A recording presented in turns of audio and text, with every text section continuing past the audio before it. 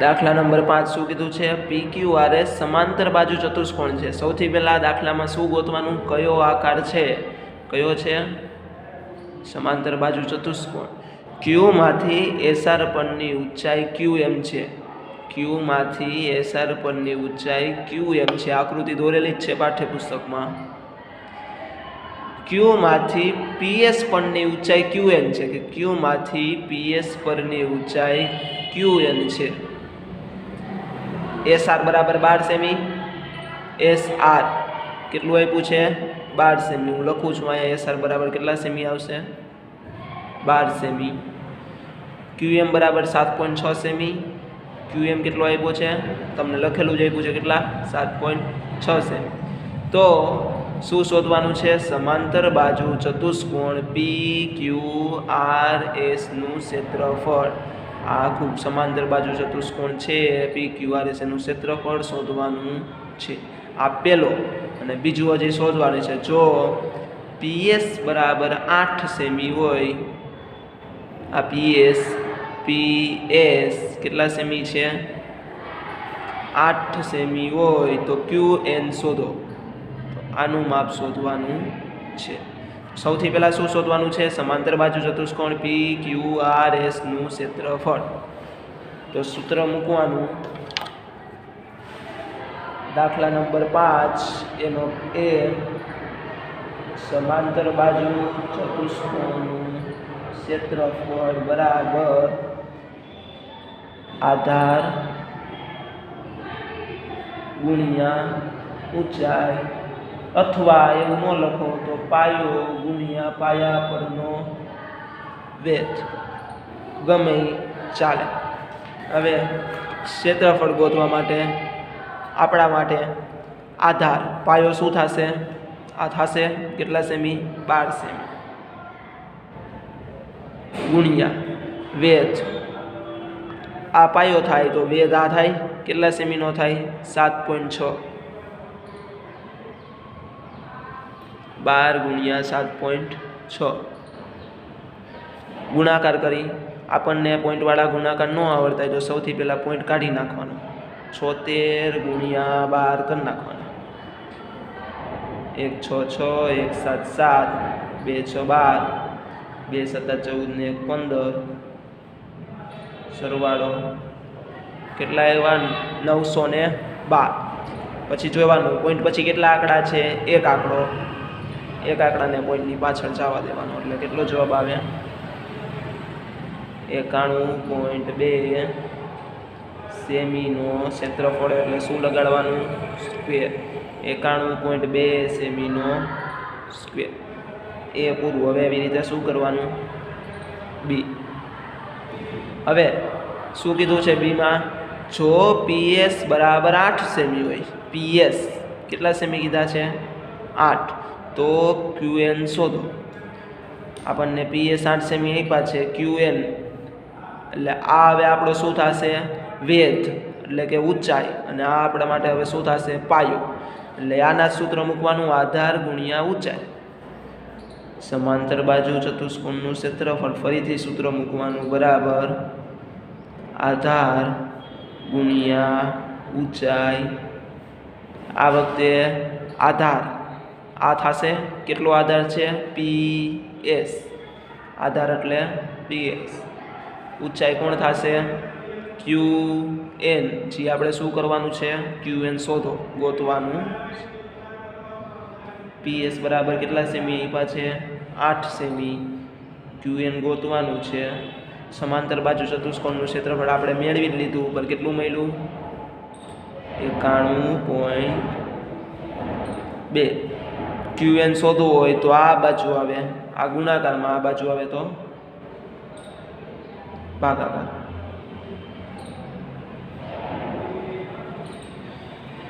પોઈન્ટવાળા ભાગાકાર ન કરવાના હોય એટલે આપણે અહીંથી પોઈન્ટ કાઢવો પડે। પોઈન્ટ કાઢવું હોય તો કાલે જ દાખલામાં જોયું, અહીંથી પોઈન્ટ કાઢવું હોય આપણે 912 કરવા હોય, અહીંયા પોઈન્ટ કાઢીને 912 એવું લખવું છે, તો ઉપરથી પોઈન્ટ કાઢી તો છેદમાં પોઈન્ટ પછી એક આંકડો હોય તો કેટલા લખવા પડે? 10।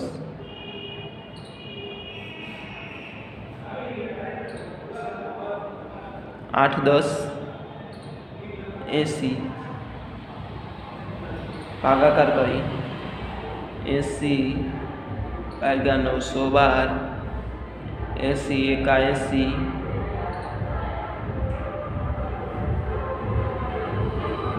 અહીંયા 80 81 પાછા આવશે 112 માંથી 80 કાઢી 2 માં 0 જાય તો 2 10 લઈ 11 માંથી 8 જાય તો કેટલા આવ્યા 32. હવે 80 ના ઘડિયામાં 32 નું આવે, નાના થાય એટલે આપણે અહીંયા શું મૂકવો પડે પોઈન્ટ, અહીંયા શું લેવો પડે 0. 8 ચોખ્ખું 32 થાય, 80 ચોખ્ખું 300. કેટલો જવાબ આવ્યો 11.4 બરાબર ક્યુ એન. ક્યુ નો જવાબ કેટલો આવ્યો 11.4. આખો દાખલો તમારે આ બધું જ એક્સ્ટ્રા વર્ક છે ગુણાકાર ભાગાકાર એ લખવાનું નથી, તમારે આ જે દાખલો રહ્યો એટલો પાકી બુકમાં લખવાનો છે. એના પછીનો દાખલો, દાખલા નંબર 6. શું કીધું છે? સમાંતર બાજુ ચતુષ્કોણ ABCDમાં DL અને BM અનુક્રમે બાજુઓ AB અને AD પરની ઊંચાઈઓ છે. આ છે BM અને આ છે DL. એ બે આપણા માટે શું થશે? ઊંચાઈ. આધાર ગુણ્યા ઊંચાઈ લખી છીએ તો પાયો ગુણ્યા વેધ લખી છીએ તો વેધ. જો સમાંતર બાજુ ચતુષ્કોણનું ક્ષેત્રફળ 1470 સેમી સ્ક્વેર હોય, ક્ષેત્રફળ આપી દીધું છે, કેટલું આપ્યું છે સમાંતર બાજુ ચતુષ્કોણનું 1470. ને આપણને પહેલાં આકાર ગોતવાનો, તો આકાર કયો છે?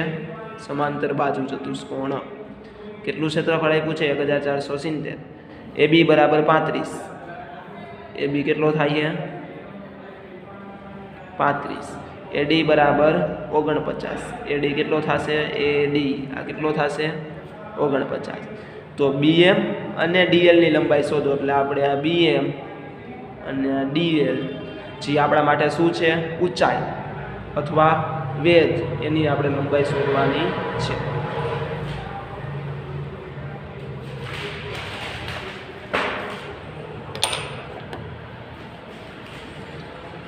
દાખલા નંબર 6. સમાંતર બાજુ ચતુષ્કોણનું ક્ષેત્રફળ બરાબર પાયો અથવા આધાર ગુણ્યા વેધ અથવા તો ઊંચાઈ. ગમે એ એક સૂત્ર લખવાનું છે, બે લખો તો વાંધો નથી.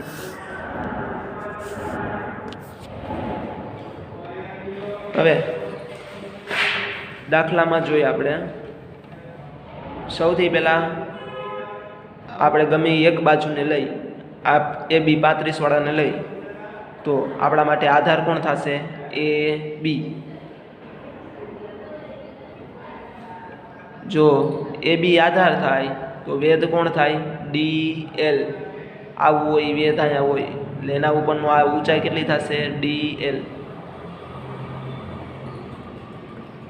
સમાંતર બાજુ ચતુષ્કોણનું ક્ષેત્રફળ કેટલું આપ્યું છે? સમાંતર બાજુ ચતુષ્કોણનું ક્ષેત્રફળ દાખલામાં 1470. 1470. AB કેટલો આપ્યો છે? AB 35. DL આપણે શું કરવાનું છે? શોધવાનું છે. શોધવું હોય તો 35 આ બાજુ આવે, અહીંયા ગુણાકારમાં આ બાજુ આવે તો ભાગાકાર.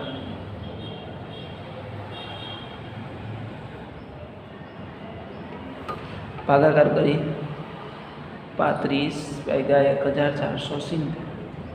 35 એકા 35, 35 બે 70, 35 તેરી. આગળ બહુ કડિયા ન આવડે તો આપણે શું કરવાનું? ગુણાકાર. 5 તેરી 15, 3 તેરી 9, 35 તેરી 105. 35 ચોખ્ખું 140. તો આપણે અહીંયા કેટલા લેવા પડશે? 35 ચોખ્ખું 140. 7 વધે 35 2 70. કેટલો જવાબ આવ્યો? 42. એટલે DL બરાબર 42. હજી બીજી વસ્તુ ગોતવાની છે. શું ગોતવાનું છે? BM અને DL. DL તો મળી ગયું, 42. હવે શું ગોતવાનું છે? BM. એટલે આ ગોતવાનો છે. પાછું એકવાર સૂત્ર મૂકવાનું. સમાંતર બાજુ ચતુષ્કોણનું ક્ષેત્રફળ બરાબર પાયો ગુણ્યા વેધ. સમાંતર બાજુ ચતુષ્કોણનું સૂત્રફળ આપ્યું જ છે 1470 પાયો. આમાં આપણે જોઈ BM આ ગોતવાનો છે. આ આપણા માટે શું છે? વેધ છે કે ઊંચાઈ છે. એટલે વેધ કેટલો આવશે? BM. પાયો આ થશે. પાયો કયો થશે? AD.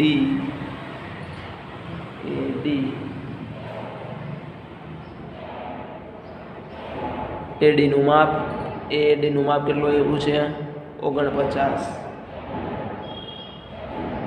BM શોધવાનો છે. 49 આ બાજુ ગુણાકારમાં છે, આ બાજુ આવે તો ભાગાકાર કરી 49 એકા 49 49 2 98 49 ગુણ્યા 3 કરી 9 તેરી 27 3 ચોખ્ખું 12 49 ગુણ્યા 3 147 49 તેરી 147. બિંદુ ક્યાં જશે? ઉપર. એટલે કેટલો જવાબ આવ્યો? 30. BM કેટલો મળશે? 30. તમારે આખો દાખલો લખવાનો છે. આ ગુણાકાર ભાગાકાર લખવાના નથી. એના સિવાયનો આ દાખલો છે એ લખવાનો છે. એના પછીનો દાખલો નંબર 7. શું કીધું છે? ત્રિકોણ ABCમાં ખૂણો એ કાટખૂણો છે. આ કાટખૂણો છે. AD અને BC લંબ છે. AD છે BC ઉપર શું છે? લંબ છે. AB બરાબર 5 સેમી આપ્યા છે. BC બરાબર 13 સેમી. AC બરાબર 12 સેમી હોય તો ત્રિકોણ ABCનું ક્ષેત્રફળ શોધો. પહેલાં તો કયો આકાર આપ્યો છે? શેનું સૂત્ર મૂકશું? ત્રિકોણના ક્ષેત્રફળનું. સૌથી પહેલાં શું શોધવાનું છે? ત્રિકોણ ABCનું ક્ષેત્રફળ. અને એ શોધાઈ જાય પછી ADની લંબાઈ, એટલે કે આ વેધ છે, ઊંચાઈ છે, એની શું કરવાની છે? લંબાઈ ગોતવાની છે. સૌથી પહેલાં દાખલા નંબર 7માં સૂત્ર મૂકવાનું. કયો આકાર છે? ત્રિકોણનું ક્ષેત્રફળ બરાબર 1/2 ગુણ્યા આધાર અથવા પાયો ગુણ્યા વેધ. પાયો ગુણ્યા વેધ. સૌથી પહેલાં આપણે શું શોધવાનું કીધું છે? આમાં શું કીધું છે? ત્રિકોણ ABCનું ક્ષેત્રફળ શોધો. એટલે ત્રિકોણનું ક્ષેત્રફળ શોધવાનું છે.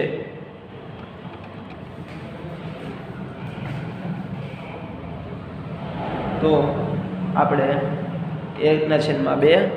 હવે આપણે આ આકૃતિ છે જે આડી છે અને ઊભી આકૃતિ કરી છે, એટલે વ્યવસ્થિત ખબર પડે કે આ જે અહીંથી આ A છે એને અહીંયા લઈ લીધો છે. આવી રીતે જે આડી આકૃતિ ને આમ ઊભી કરી નાખી છે. જે આડી આકૃતિ અહીં છે એને આવી રીતે આમ ઊભી કરી છે. બીજું કંઈ નથી. તો તમને ખબર પડશે કે ક્યાં પાયો ને ક્યાં વેધ છે. એટલે માપે ઈ છે જે આમાં છે. હવે આ આકૃતિ તમારે પાઠ્યપુસ્તકમાં દોરી લેવાની છે કે બાકી બુકમાં દોરી લેવાની છે. ત્રિકોણનું ક્ષેત્રફળ શોધવાનું છે. ત્રિકોણનું ક્ષેત્રફળ ગોતવું હોય તો શું સૂત્ર આવે? 1/2 ગુણ્યા પાયો ગુણ્યા વેધ. આપણા માટે પાયો આમાં આ થશે AB. પાયો કેટલા લખશું? AB. આપણા માટે વેધ. જો AB પાયો હોય તો વેધ કયો થશે? AC.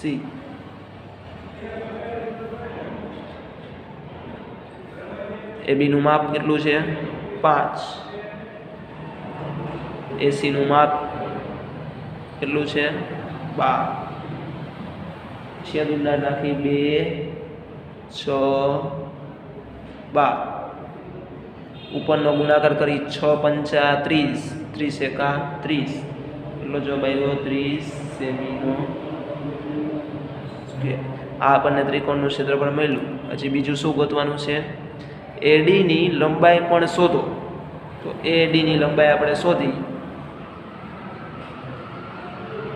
તો ફરીથી સૂત્ર મૂકવાનું. ત્રિકોણનું ક્ષેત્રફળ બરાબર 1/2 ગુણ્યા પાયો ગુણ્યા વેધ. 1/2 આપણે શું શોધવાનું છે? AD. આપણા માટે શું બનશે? વેધ. અથવા આપણા માટે વેધ બનશે. આ આપણા માટે વેધ હોય તો આ પાયો બને. પાયો કયો થશે? BC. વેધ કયો થશે? AD. પાયો BC, વેધ AD. પાયો એટલે BC નું માપ કેટલું આપ્યું છે? 13. AD નું માપ આપ્યું નથી. ત્રિકોણનું ક્ષેત્રફળ આપણે ગોતી લીધું. કેટલું છે? 30.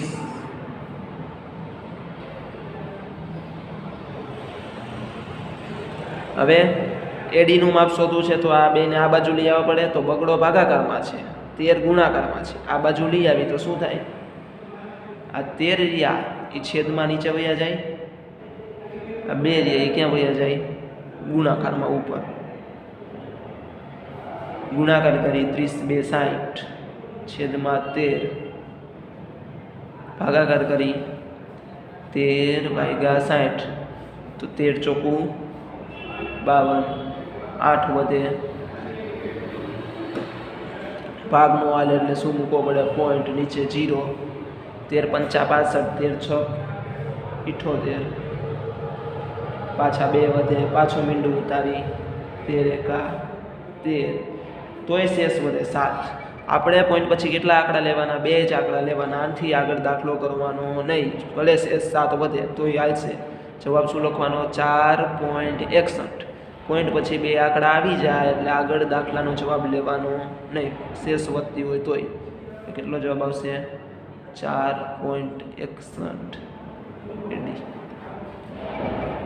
હવે એના પછીનો દાખલો, ત્રિકોણ ABC સમદ્વિબાજુ ત્રિકોણ છે જેમાં AB ને AC નું માપ 7.5 છે. AB AC કેટલા છે? 7.5.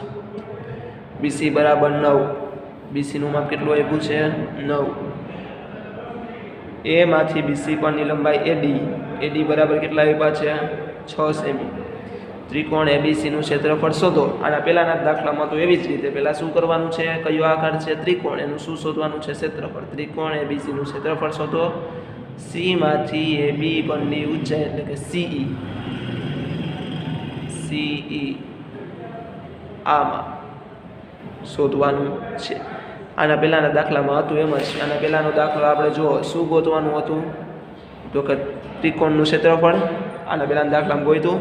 પછી આ વેધ AD એનું માપ શોધ્યું. એવી જ રીતે આ દાખલામાં પહેલાં શું ગોતવાનું છે? ત્રિકોણ ABC નું ક્ષેત્રફળ અને પછી આ વેધ CE નું માપ. એટલે આમાંથી જોઈને દાખલો ગણવાનો છે. કેવી રીતે ગણશો? પહેલાં લખવાનું ત્રિકોણનું ક્ષેત્રફળ. ત્રિકોણનું ક્ષેત્રફળ 1/2 ગુણ્યા, પહેલાં સૂત્ર મૂકવાનું 1/2 ગુણ્યા પાયો ગુણ્યા વેધ. 1/2 પાયો. પાયો કોણ થશે આપણા માટે? BC. BC પાયો થાય તો વેધ કયો થાય? AD. વેધ બરાબર કેટલા આવશે? AD. BC કેટલું આપ્યું છે? 9. AD કેટલું આપ્યું છે? 9 ને 6. તો છેદ ઉડાડ્યા 2 3 6. પછી ગુણાકાર કર્યો 9 તેરીને 27 સેમીનો સ્ક્વેર. આ આપણને શું મળ્યું? ત્રિકોણ ABC નું ક્ષેત્રફળ. એટલે અહીંયા સુધી પહેલાં કરવાનું છે. એ થઈ જાય પછી હજી આપણે શું શોધવાનું છે? CE એટલે આ વેધનું માપ ગોતવાનું છે. એટલે પાછું સૂત્ર મૂકવાનું. અહીંયાથી પાછું લખવાનું ચાલુ કરવાનું. ત્રિકોણ ABC નું ક્ષેત્રફળ બરાબર 1/2. સૂત્ર આખું જ મૂકવાનું. 1/2 ગુણ્યા પાયો ગુણ્યા વેધ. આપણે કોને ગોતવાનો છે? CE ને. CE ને ગોતવો હોય તો પાયો કોણ થાય? આ લીટી અહીંયા હોય તો પાયો કોણ થાય? AB. એટલે પાયો કયો થશે? AB. વેધ કયો થશે? CE. ત્રિકોણનું ક્ષેત્રફળ આપણે ગોત્યું. કેટલું મળ્યું? 27 1/2 એ બીનું માપ કેટલું છે 7.5 સી ગોતવાનો છે ઓલી બાજુ જાય એટલે 2 જાય ગુણાકારમાં જાય 7.5 ક્યાં જશે ભાગાકારમાં એટલે 27 નો 2 એટલે ગુણાકાર 27 2 54 છેદમાં 7.5 એટલે જવાબ કેટલો આવશે 7.2 આવી રીતે આખો દાખલો ગણવાનો છે બધા આ વચલી રિયાલિટી છે એ લખવાની જરૂર છે નહીં બાકી આ રીતે જે આપ્યું છે એમ દાખલો કરી નાખવાનો રહેશે બાકી બુકમાં